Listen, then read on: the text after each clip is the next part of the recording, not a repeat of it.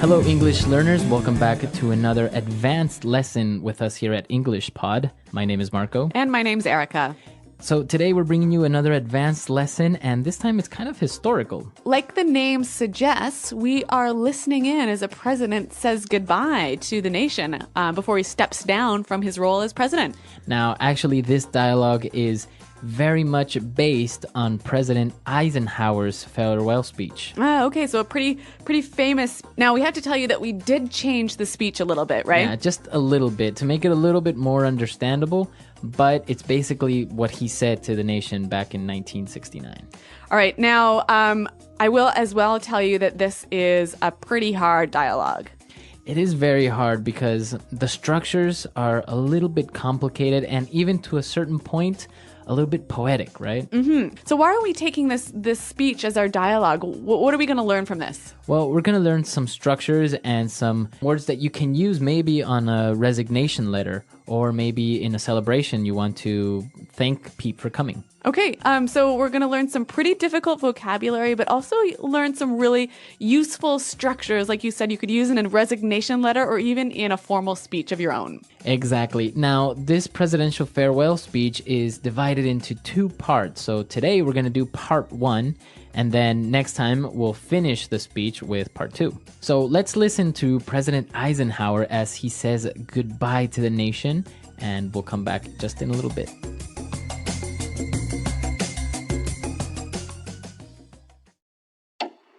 Good evening, my fellow Americans. 3 days from now, after a century of service to our country, I shall lay down the responsibilities of office as, in a traditional and solemn ceremony, the authority of the presidency is vested in my successor. This evening I come to you with a message of leave-taking and farewell, and to share a few final thoughts with you, my countrymen. Like every other citizen, I wish the new president and all who will labor with him Godspeed. I pray that the coming years will be blessed with peace and prosperity for all. Our people expect their president and the Congress to find essential agreement on questions of great importance, the wise resolution of which will better shape the future of our great nation. My own relations with Congress began on a remote and tenuous basis when, long ago, a member of the Senate appointed me to West Point. I then had the pleasure of building more intimate relationships with Congress during the war and the immediate post-war period. Finally, we have progressed to the mutually interdependent relationship we've had during these past 8 years.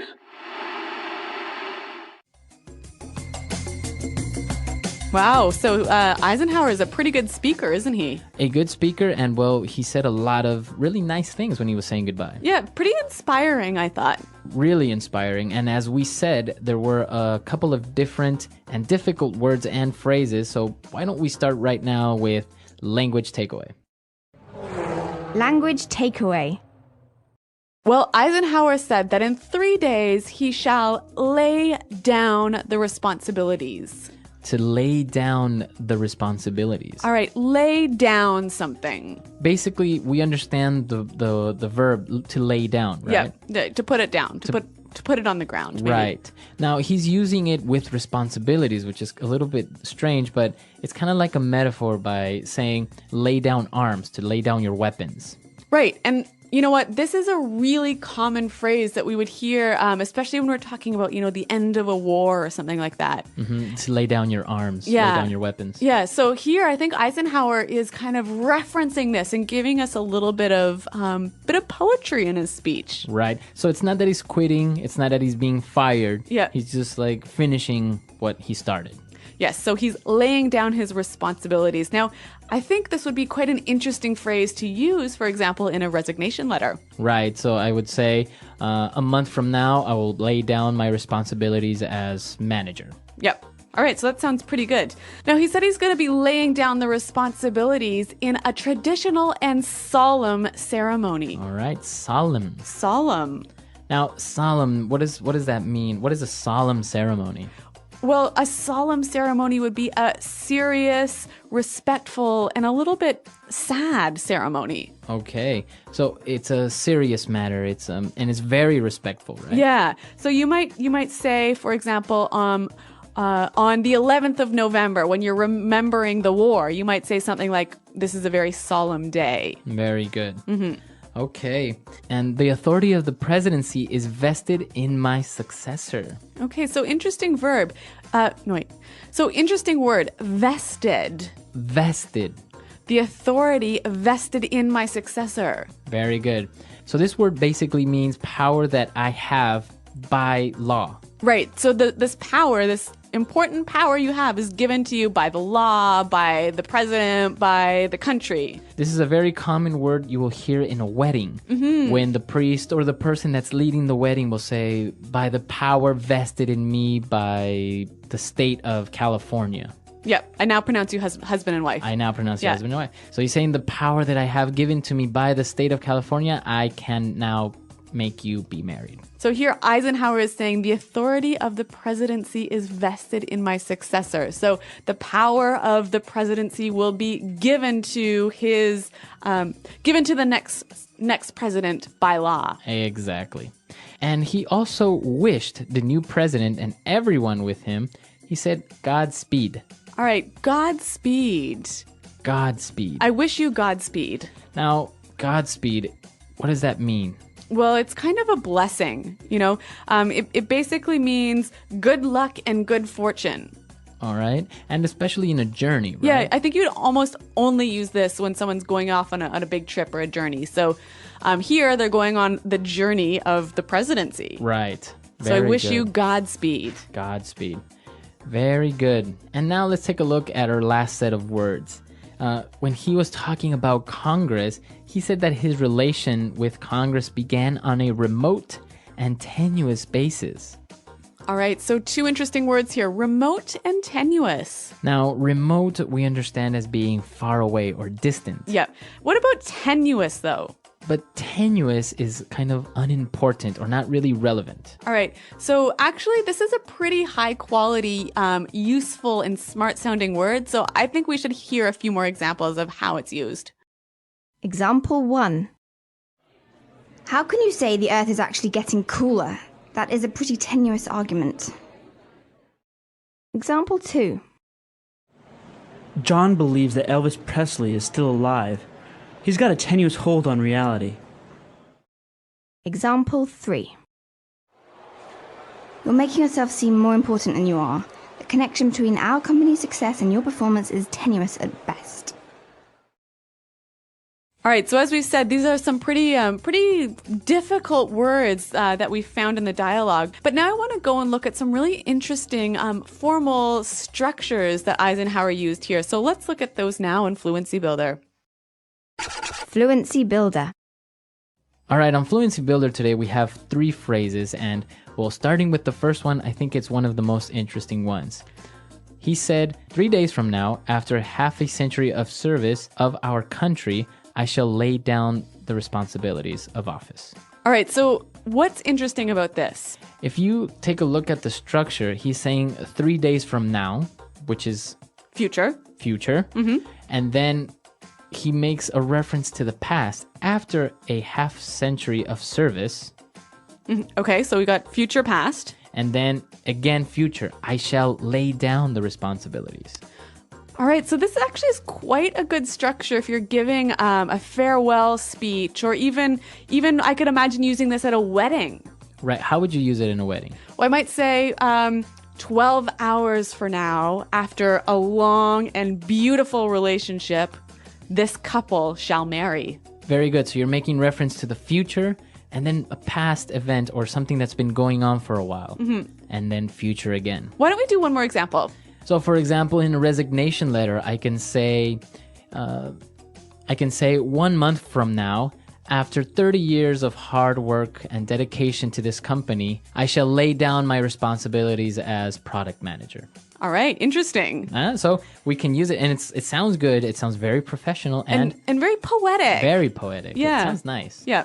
All right, so that's one interesting structure. Now, why don't we go on to this next kind of very formal and helpful in a very formal speech?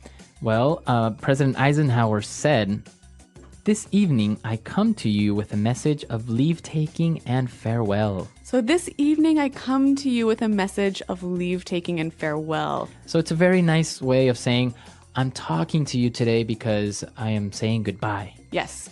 So what I really like about this phrase is the beginning part. This evening I come to you with a message of. So again, let's suppose we're at a wedding. If I'm offering a toast or I'm the best man, I could say, this evening I come to you with a message of love and trust and respect. All right. Or maybe if you're the leader of a company, you might say something like, this afternoon I come to you with a message of hope for the future. Very good. And now the part when he says leave taking and farewell, it's basically saying taking leave or taking like a vacation, right? Yeah. And farewell is Goodbye. Goodbye. And what about our last phrase? This is actually a bit of a long one, so I'm going to read it now. Our people expect their president and the Congress to find essential agreement on questions of great importance, the wise resolution of which will better shape the future of our great nation. Okay, great. Now let's take a look at the first part. Basically, he's saying the people expect the president and the Congress to give them answers, right? Or, yeah, to agree on important issues. But in the part when he says the wise resolution of which will better shape the future of our great nation. Yeah, and this is the part I want to focus on, the wise resolution of which. Now, this is a really wonderful sort of formal structure. So we can see what he's doing here. He's talking about the first idea, right? So the president and the Congress need to find agreement on important issues, right? Now, the wise resolution of which, so he's referring back to that idea. So the wise resolution of what? Of the essential agreement on questions of great importance. Right. So really useful structure. Why don't we hear a few more examples of this? Example 1. We now face a great challenge, the overcoming of which lead us all to untold riches and success. Example 2. We as a company now face our most difficult months to date, the outcome of which will determine our company's future. Example 3. The ambitious plan to reduce poverty, the start of which was launched last Tuesday in New York, will require a huge investment of taxpayers' dollars. All right, so as you can hear from the examples, we have the main idea, and then he passes on, but then kind of refers back to it again. Yeah, and this sounds quite formal, but also quite literary and intelligent, doesn't it? It makes you sound well-spoken. Very good. This was quite a difficult dialogue with some really interesting and tricky structures and words. So why don't we hear it one more time all together?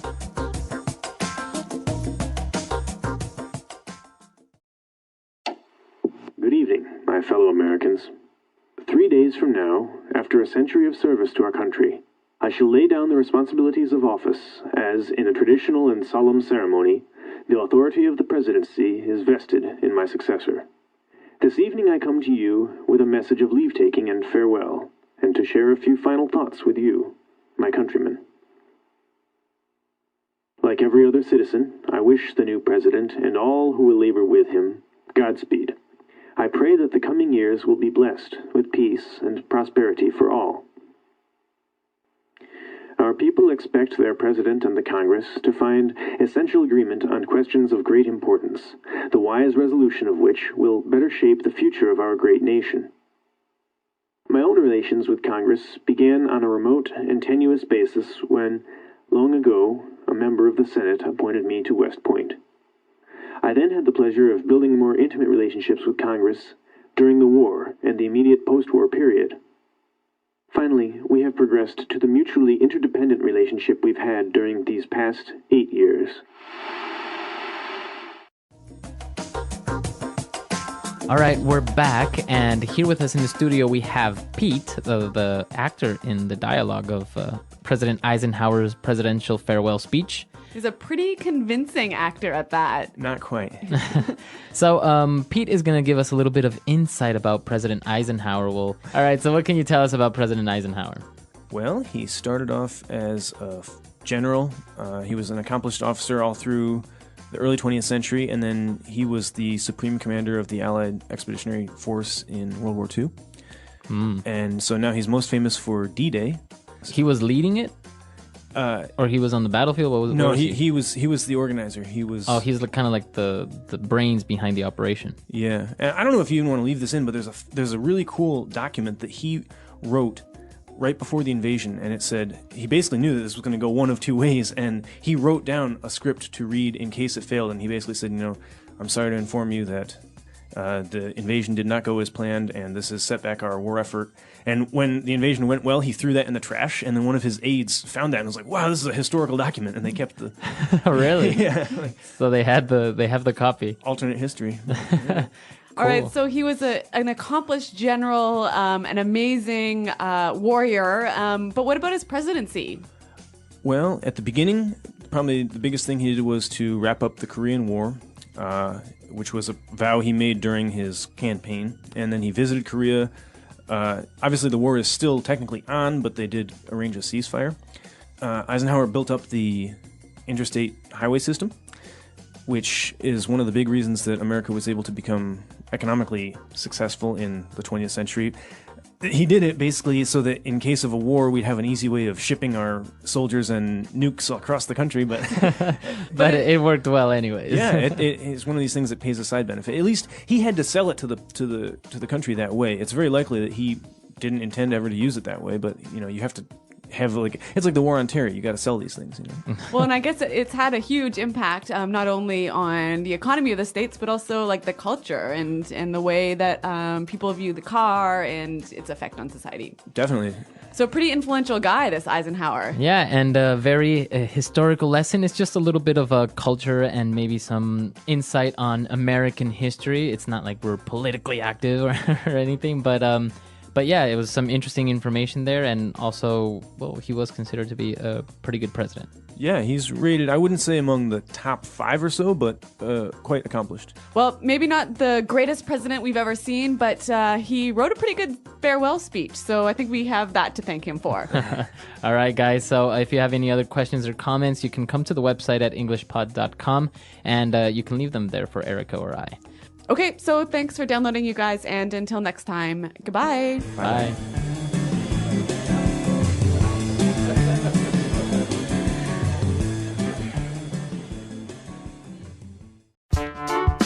The English Pod Audio Review. Listen to the meaning, then say the vocabulary word. The national legislative body of the United States, consisting of the Senate and the House of Representatives. Congress. Flimsy, weak, or uncertain. Tenuous. A hill in Washington, D.C., where the Capitol building sits and Congress meets. Capitol Hill. Serious, formal. Solemn. To present as a gift or an honor. Confer. Bestow. To give someone the legal right or power to do something. Vest. Difficult to accomplish, strenuous. Arduous. An economic state of growth with rising profits and full employment. Prosperity. A formal statement of agreement. Resolution. Used to wish success to someone who is going away. Godspeed. Let's try that faster. To give someone the legal right or power to do something. Vest. Difficult to accomplish, strenuous. Arduous. Used to wish success to someone who is going away. Godspeed.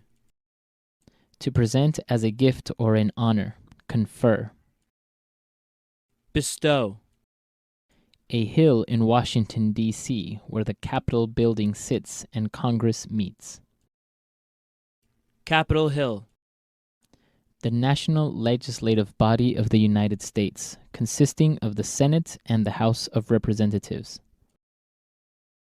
Congress. Serious, formal. Solemn. An economic state of growth with rising profits and full employment. Prosperity. A formal statement of agreement. Resolution.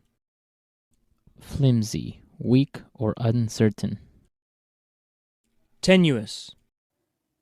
Now say the word and hear it in a sentence. Tenuous.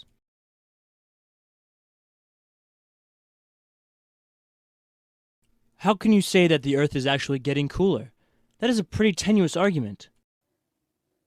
Tenuous.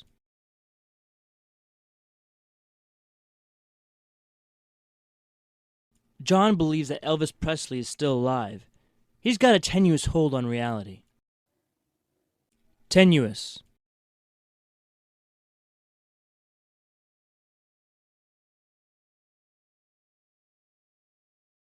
You're making yourself seem more important than you are. The connection between our company's success and your performance is tenuous at best. Vest.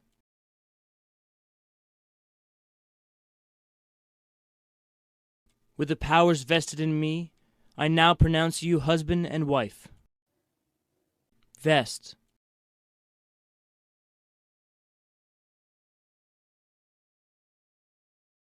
I present you with the key to our city by the powers vested in me as mayor of this great city. Vest. The power to declare war is vested in the Congress. Solemn.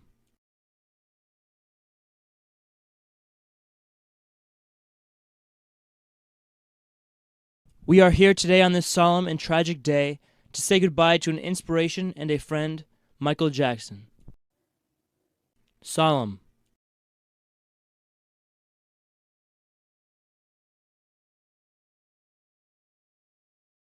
Yom Kippur is a traditionally solemn Jewish holiday that focuses on self-reflection and self-improvement. Solemn.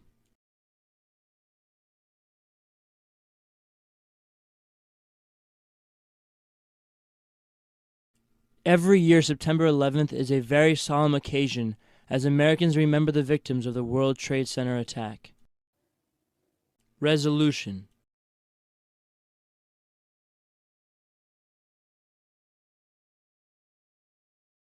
It is paramount that Democrats and Republicans come to a resolution for the economic stimulus plan.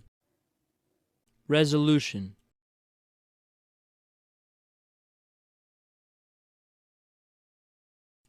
How will President Obama find a resolution for health care reform that will benefit everyone? Resolution.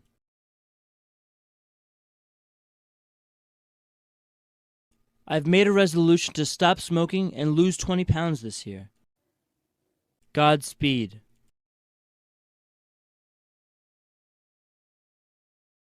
We wish you Godspeed. May you return from your journey safely. Godspeed.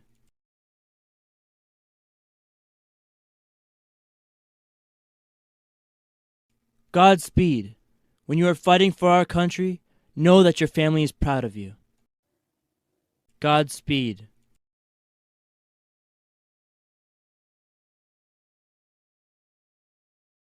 It's time for me to go out and experience life for myself. Goodbye and Godspeed.